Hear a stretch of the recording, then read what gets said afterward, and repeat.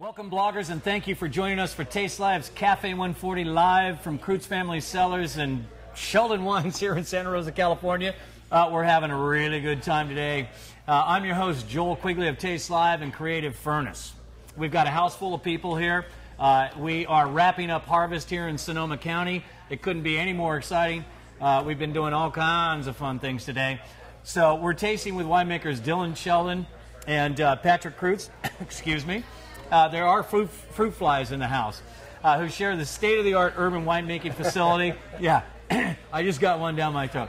There are fruit flies at harvest. And we also have a special musical guest, Peter Chung, joining us today, and he's going to wrap up our tasting with a song. Patrick, you know, this Syrah here, you know I'm a huge fan of. We'd love to stick our nose in it. It's the 2009 Stagecoach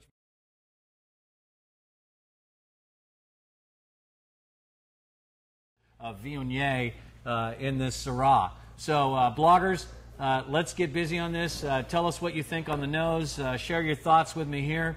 And Patrick, tell us what you think about this on the nose. You know, what do you get on this? Well, it's from a vineyard that's high up southeast side of Napa Valley. And those who have joined us before know that we feature Stagecoach Vineyard and a couple different varietals. And the Syrah is, you know, it's not just another valley floor, warm climate Syrah and built in a Shiraz style. It actually, you know, a reason I go up there to 1,600 feet and volcanic soil is to get a 4 or 5 degree Fahrenheit difference on your average mean temperature from April through October, which is your growing season, essentially.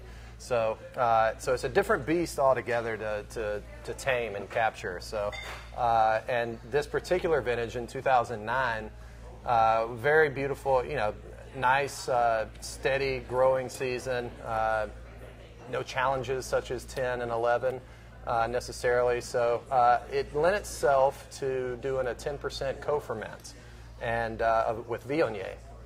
So obviously, I'm not the first in the game to ever think of that, but it's been doing it for a little while. Yeah, over just there a little, yeah, co-roti. So you know, but it's the first time that I've ever done it. I started making Syrah and sourcing Syrah in 2007, and it you know did 100% in 2007, 100% Syrah 2008, but in 9 I don't know. I didn't necessarily dislike what I was doing, but it you know as a whatever profession that you're in, you're not satisfied. You want to try to strive and do something different, play, experiment, check, you know, test and with different factors. And so obviously, Syrah lends itself to co-ferment with Viognier every now and then. So 10% co-fermented and about 40% new French oak for 13 months.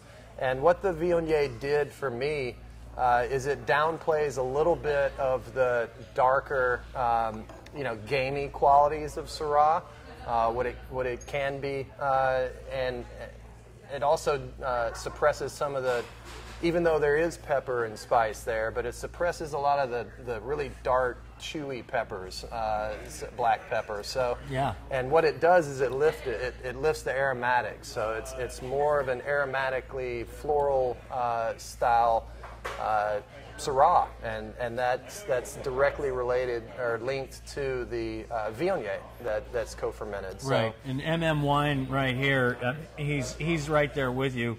Where did he go? Basically, he says it's a lot more restrained than he expected it to be, and so he loved that. And then Winebrat SF, she's loving this. Man, we're getting all kinds of things in here. The palate is more restrained. Here we go. Winebrat says in the house.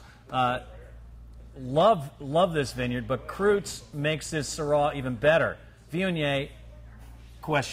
Love you. So there we go with that.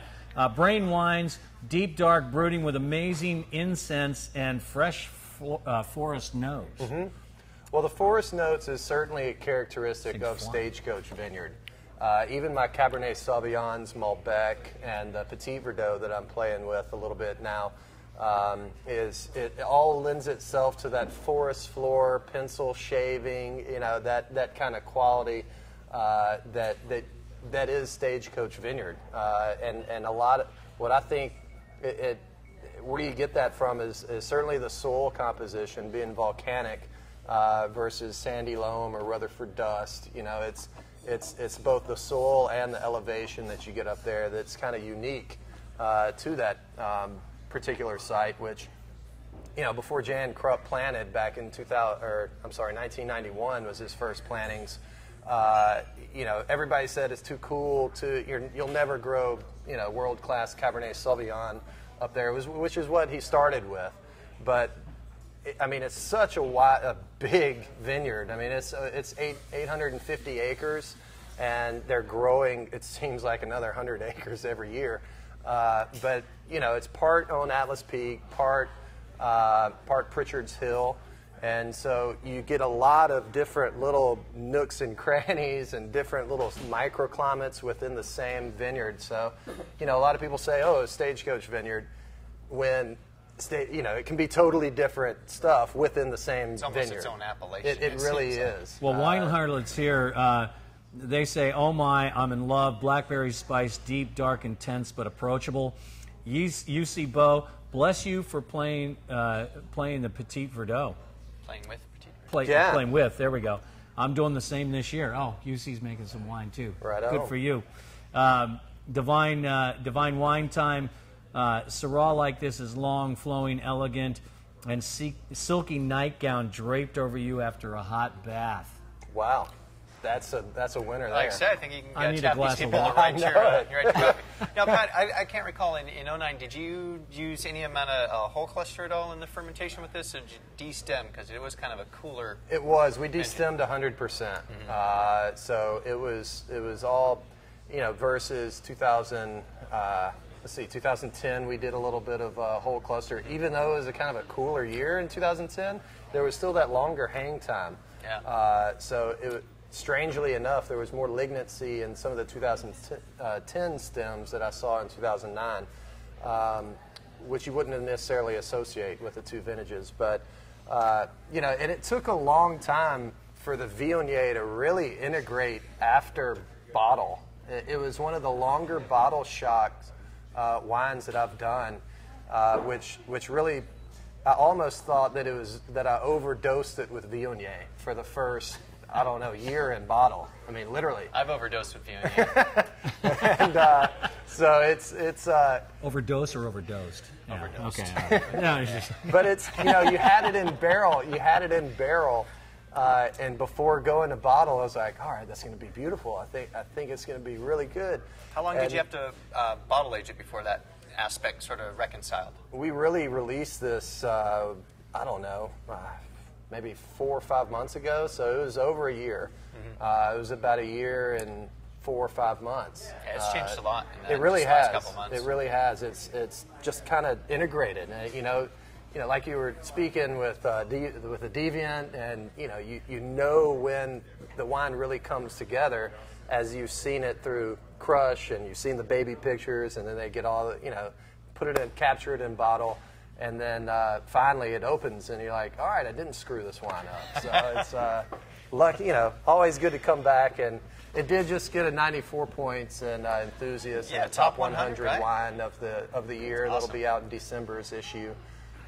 So kind of, I guess that always helps. Not that you need validation from scores, but it's always it's nice to know people like your wines. Exactly. So it's really, and it pairs very, very well with barbecue and anything off the grill. So. All right. Well, beautiful. I'm going to take S.L. Hausman. 09 Syrah tastes of dark blackberry and black cherry and velvety spices to finish. Great, Patrick. What we want to do now, we want to thank our winemakers, Dylan Sheldon Wines, Patrick Krutz, got it, Krutz Family Cellars. But we want to wrap up. We have Peter Chung is here live with us. He's come up from San Jose. This is one of these things where Patrick and I, on our other project that we work on with House Band Wines, we met Patrick, I'll get this right. Peter. We met Peter in San Francisco at an event that we were doing, and we fell in love with his music. So, Peter, take us out with a song. What are you going to play for us? It's called Your Smiling Face. All right. Well, I am smiling. Oh, cool. Cheers.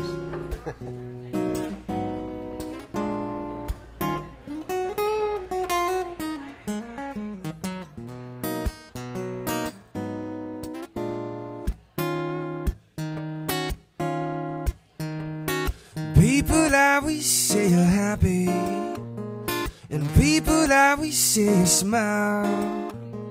But what's it gonna take to show them that it's fake?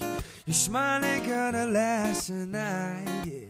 Your smile ain't gonna last a night, yeah. And people always say you're laughing, they've never seen you cry.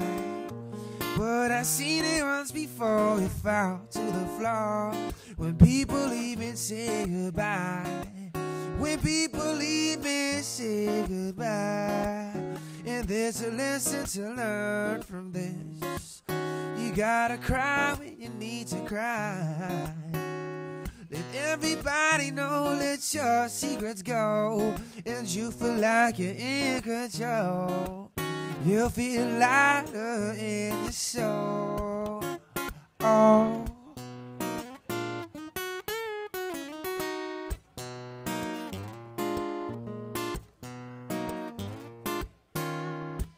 You feel lighter in your soul. You feel lighter in your soul, yeah. You feel lighter in your soul. You feel lighter in your soul. Yeah.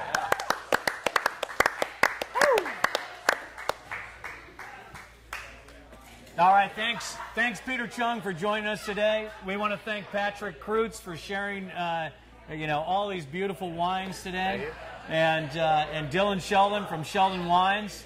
We want to thank our blogger panelists, MM Wine, My Vine Spot, Wine Brad SF, Wine Harless, Divine Wine Time, Brain Wines, UC Bow, Red Wine Diva, Cellar Mistress, and Wine Miser. I got them all out. And a big shout out to Taste Live producer Colin McCauley, who's always back here working so hard, and videographer Scott Easton of Smiling Tiger Video. From myself, Joel Quigley, and all of us here at Taste Live and Creative Furnace, and everybody who came out for the harvest party, let's whoop it up. Let's thank you, and now we can make some noise. All right. Cheers. Thank you, folks. Good night. Cheers. Cheers, boys. All right.